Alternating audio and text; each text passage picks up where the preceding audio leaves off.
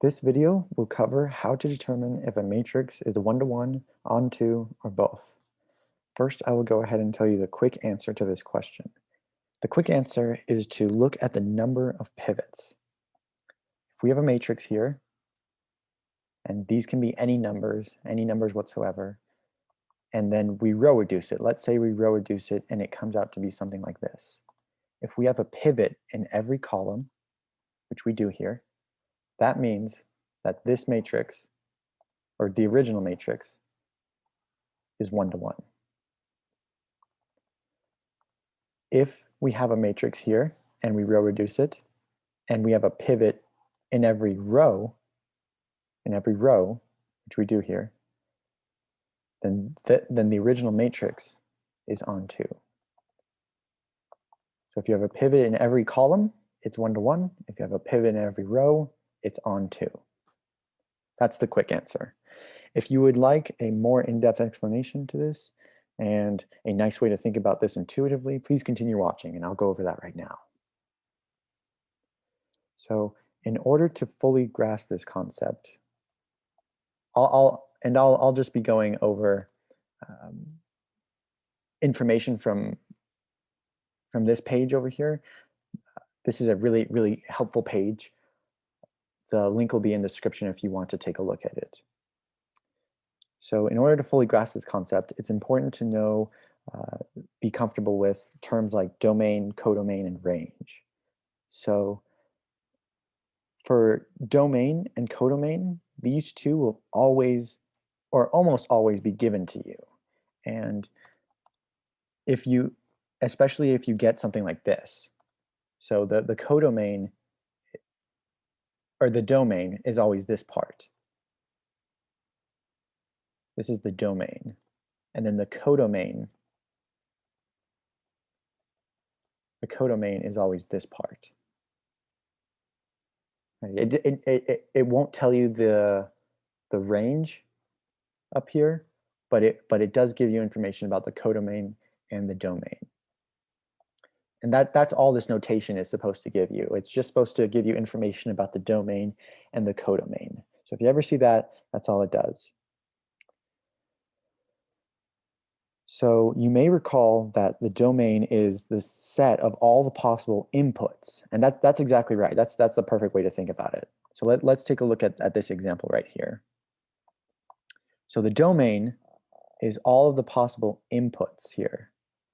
So this is what I have boxed around is what I would consider my domain. This is the domain.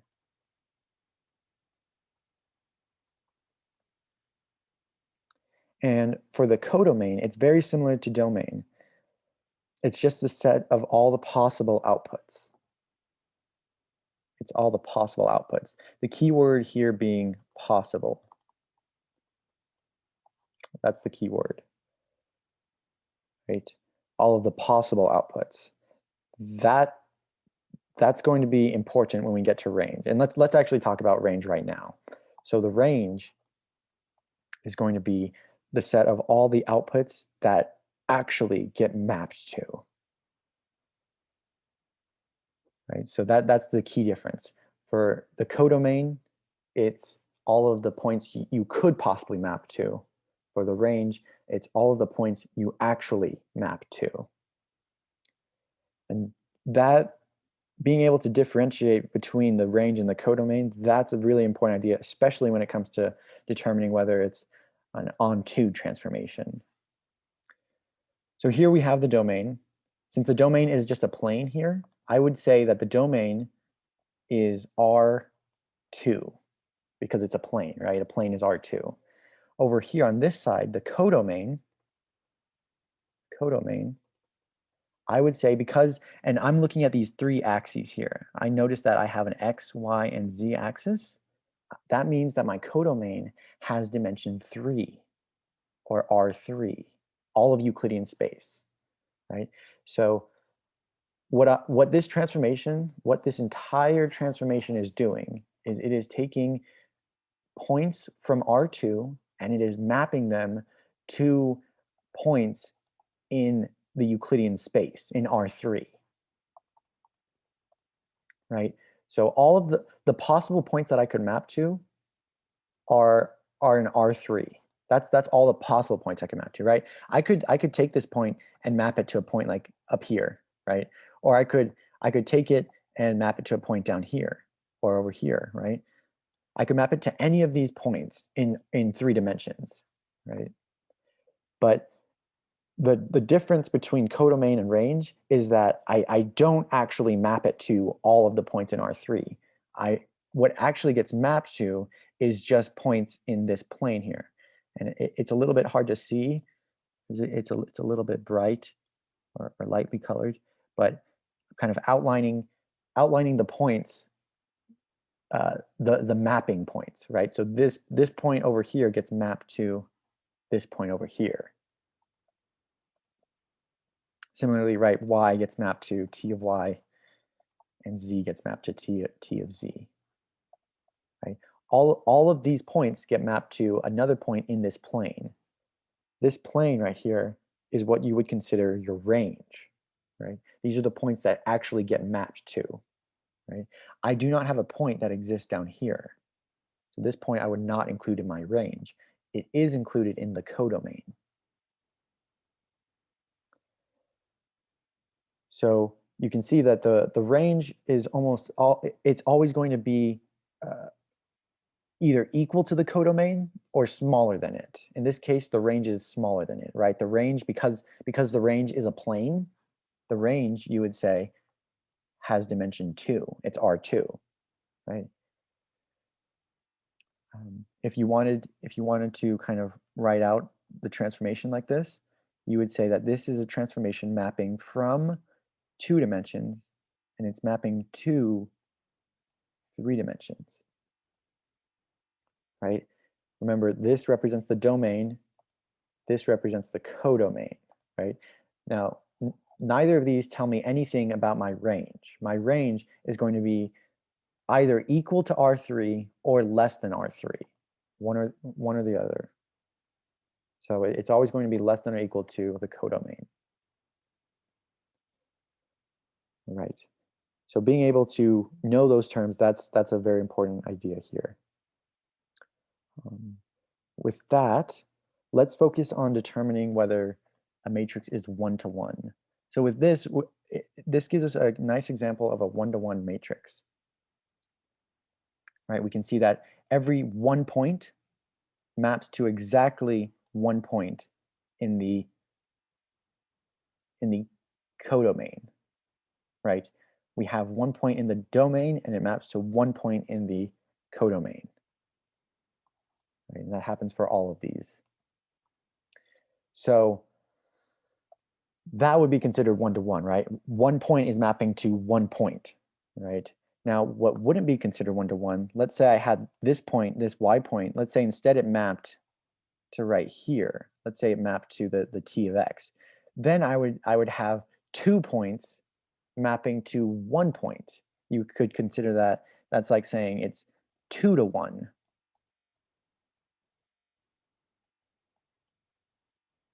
I mean, 2-to-1 isn't really anything that you'll see in math, but that's how you can think about it. It's really two points are mapping to 1 point. So that would mean that it would not be 1-to-1 anymore if I have 2 points mapping to 1 point. Another good example of a transformation that is not 1-to-1 is right here. We have all these points in R2, right? That's our domain, and they're mapping to points in R3, which would be our codomain, right? But the range, the points that they actually map to just fall on this line here, right? That would be considered R1. A line is R1, right? This line exists in R3. It exists within the codomain, but all of the points that are being mapped to actually are just lie on this line, basically. Right? So we can see, again, both of these points are getting mapped to the exact same point over here. So that means it's like 2-to-1, right? So we know that it can't be 1-to-1, right? And actually what often happens is when you have this type of situation, you'll have like another point out here that gets mapped to that exact same point, So it would be like 3 to 1. Or you would have another point over here that would get mapped to that exact same point. So it'd be like 4 to 1. And actually, you'd have many, many more points that all get mapped to that same point. And so when that happens, it's not just 2 to 1. It's not just 3 to 1. It's more like infinite to 1. You have an infinite number of points being mapped to a single point over here. So that kind of just helps verify that this cannot be 1 to 1.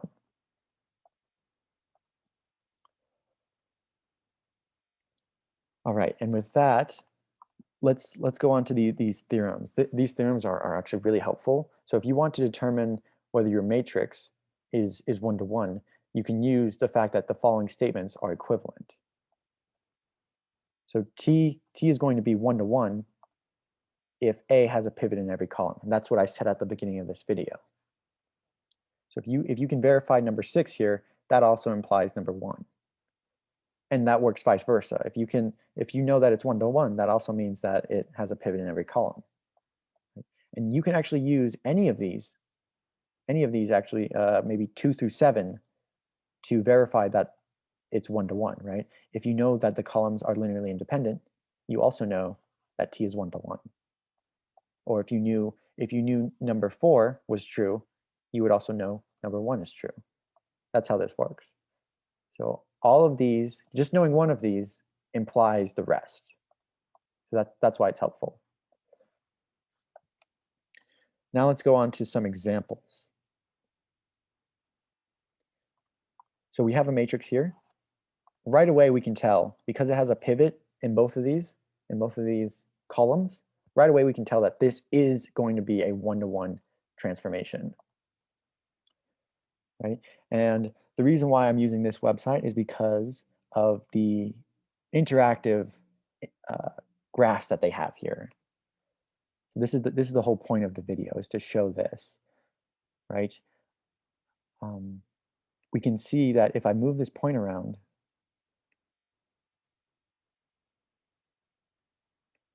oh, it's not quite moving. Here, give me 1 second. Let's try and refresh that. So we were on this one. Right, if we move this point around, we can see that X or B is moving, but it's only moving within that plane. Right, you can kind of see it if I tilt the plane there. Right, it's only moving along that plane. Right, so that would be an example of a 1 to 1 transformation.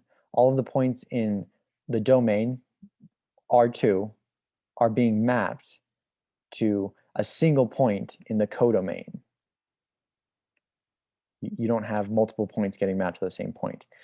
Now, where you would see multiple points getting mapped to the same point is an example like this one, right? So in this transformation, we have a pivot in the first column. We have a pivot in the first column, pivot in the second column, but in the third column, we have no pivot. So that would be an example of where it would not be 1 to 1. And we can see that when we move these around.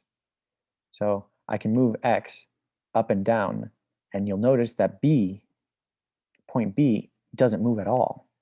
And what that means is this point, the one that I'm at, 0.29, that maps to 0.0.0, right? And then this point also maps to 0.0.0, 1.85. That maps to the same point. So that's not good. That's 2 to 1, right? And actually, this point also maps to the same point. This point maps to the same point, right? All of these points map to 0.0. So all these points basically get squished down to the origin. You can think about it. And that's not actually the only place where for this one where it happens. You could also have B out here. And now all of these lines, all of the points on this line going up and down, they map to this B coordinate, right? All of the ones over here map to the same one. So it's very interesting. This one kind of takes Euclidean space and it just squishes the z-axis down to the xy plane. That's that's kind of what's happening for this one. Very interesting one. Another one that would not be one-to-one is one like this, right? We have a pivot in the first, pivot in the second, but no, we can't have a pivot in the third column, right? There's no possible way to have a pivot in the third column. If we row reduce this, we're going to get something like this. And the only way that I could get a pivot in the third column is to include another row here. I'd have to have another row of numbers, and then I could potentially get another pivot here. But because I don't have that, there's no way that there's no way that this setup can ever be one-to-one. And let's see what that looks like. So we can see if I drag all of these points that exist on this line, they all map to the same point B. If I move it around, now all of these points map to the same point B. Right? So it's not one-to-one, right? We have multiple points being mapped to a single point in the codomain. And last one for one-to-one, right? This one's good to go over because if you're given a matrix like this, remember the first thing you want to do is row reduce it. The first thing you want to do is row reduce it down to something that looks like this. Because once it's like that, you can determine where your pivots are. So I have a pivot in the first column, and that's it. That's all I have. So we know that that's not one-to-one. And here's a nice demonstration of it, right? I can see all of the points in this plane, map to B, map to a single point B in the codomain. And if I move B up a little, we can see how that changes the plane. Right? So now all of the points in this plane map to this B, right? And then all of the points in another plane would map to a different B. So we have multiple points being mapped to an individual point, which is not one-to-one. All right, now let's talk about on2. So on2, the big idea for on2 is if your range is equal to your codomain, that means that it's on2. Pretty simple, right? Remember, you can find your codomain right here. That's the dimension, or M. M would be the dimension of your codomain. As long as your range also equals M, right, then your matrix will be considered on2. Here's a good one, right? We have points in R3, it looks like, mapping to points in R2, right? That's the codomain, right? But here, our range actually also equals R2, right? Because it's sort of shaded in.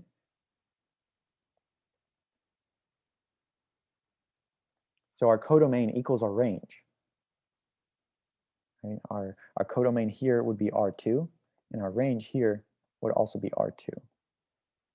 So that would be an on2 transformation. Now, it's a little bit hard to show this one, but the next example shows you one that would not be on2, and that kind of clearly shows why, exactly why the range needs to be equal to the codomain, right? So here we have all the points in R3. These are getting mapped to a single line, actually, a single line R1, right? So the range here has dimension R1, or that's where it exists, right? The codomain would actually be all of the possible points we can map to, right? All of the possible points. It looks like right here, I have a plane that I could possibly map to, right? I could potentially take this point and map it to this point right here, or I could take this point and map it right here, right? Those are all of the possible points I could map to. The codomain would be R2 in this case, right? But that doesn't happen. That's not what happens for this transformation. This transformation maps to a single line. Because of that, because our range does not equal our codomain, right? 1 does not equal 2, we would say that this is not an on2 transformation.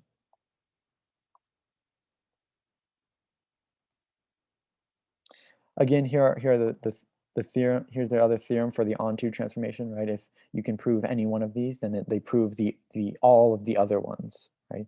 And having a pivot in every row verifies that it is an onto transformation. Let's go over these examples real quick. So we have another matrix here, right? We have one pivot here, another pivot here. Now we're considering the rows, right? We're going left to right, right? The rows. We have a pivot in every row. That means that it is an onto transformation, right? We can look at this and already say that it's not a one-to-one. It can't be a one-to-one. There's no way. I would need another row to make it be a one-to-one transformation. I think we saw this one earlier, but this one would be onto, right? Because you can see our output space or our codomain is R2, the plane, and our range is also the plane. We can get to any point in the plane. We can get to any point in the plane that we need to. That's our range. Range is also R2. Now, an example of something that would not be onto,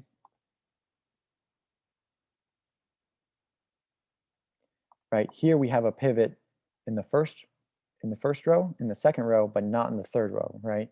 And there's no way that we could have a pivot in the third row because we don't have a third column. We would need to add another column here in order to even get another pivot there. So a matrix that is 3 by 2, it can't be onto. There's no way it can be. And that's what this looks like. So we can see, I'll move this point around, right? Our output space, our codomain is R3. These are all of the potential points that we could map to, right? I could potentially map to this point. I could potentially map to any of these points, but I don't. The only points that I map to are the ones that are in this plane.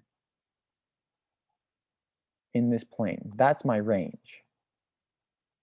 And that's R2 because it's a plane. So R2 is not R3, so it can't be onto. All right, and then the last example here, we have another matrix, right? In order to determine whether it's onto, make sure to row reduce it. We only have one pivot, right? And that's in the first row. We don't have a pivot in the second row. Because of that,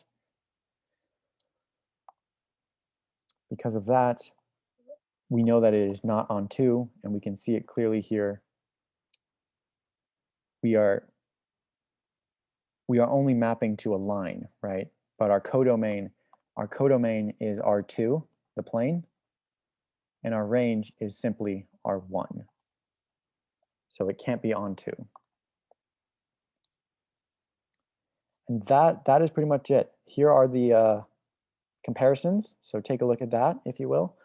And if you want to determine if it's both one-to-one and onto, it just has to satisfy both requirements. So it would have to be a matrix that looks like this, that row reduces to something like this, like the identity. All right. Thank you for watching this video. And good luck in your classes.